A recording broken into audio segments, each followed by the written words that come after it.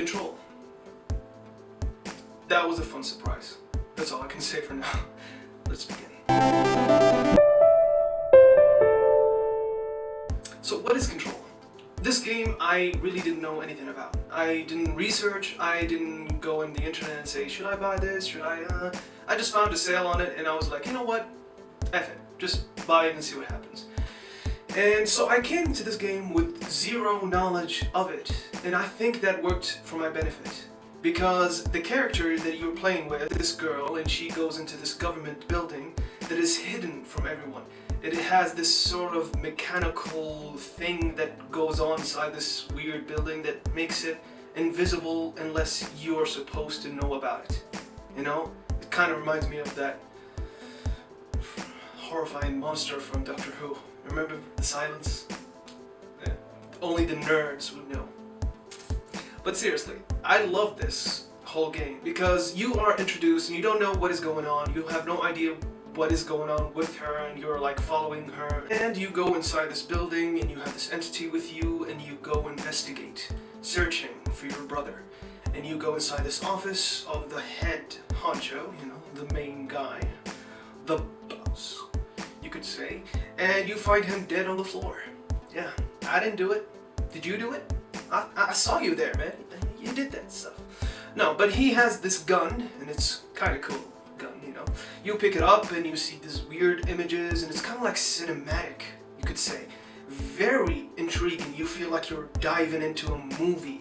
And the graphics, let's talk about the graphics. Amazing.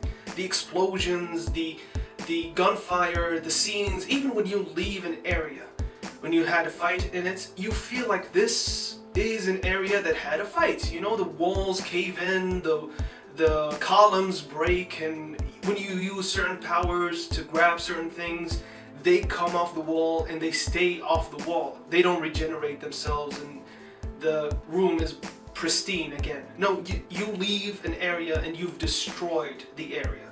And that's what made it kind of fun to fight. Let's get back to the story because that was it. I derailed a little bit because it's awesome. And you go into this place and you find these people who are still alive using these kind of microphone dubsteps on their bodies, which is kind of fly. I mean, knowing this new age, I think it could be like a fashion statement, you know. But can you imagine that stuff?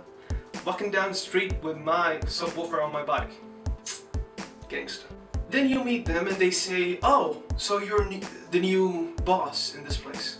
She's like, what do you mean? She said, no, because nobody else can handle this gun, and if you handle it, you're kinda like the king of this place. It's kinda like King Arthur with the sword. They don't question it, which made it feel like, oh, you should have had a bigger reaction to this.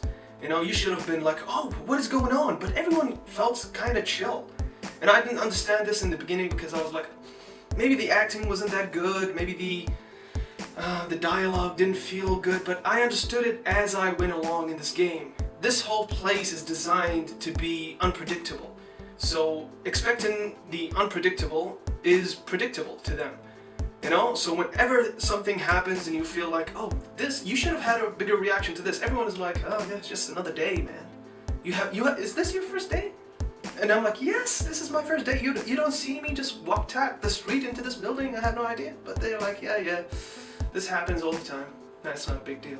And I loved that. It kind of gave it, like, this world a better understanding of their situation, because they are like, yeah, it is life. It's kind of like someone who works at McDonald's and somebody yells at them. You know, it's kind of like, yeah, it's nothing new. It's kind of like, yeah, I didn't put all 6 nuggets and forgot 1 nugget. Yeah, you have the right to yell at me and berate me. Yes, it's normal. It's absolutely okay.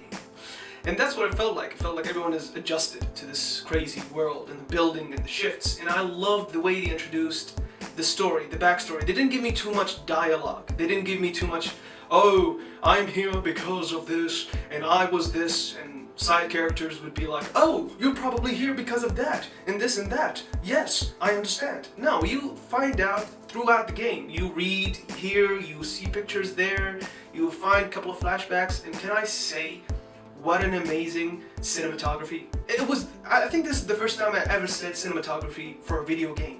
You know, it felt like a horror movie made love with a video game and just created this awesome thing. A couple of things I want to say that really didn't age well with this game is the grind. The constant grind to get more equipment, to get more this, the upgrade and all that stuff. And a couple of upgrades I felt like unnecessary, you know? And you really didn't need all of the guns and the weapons. You just needed to find whatever made you comfortable and felt okay with.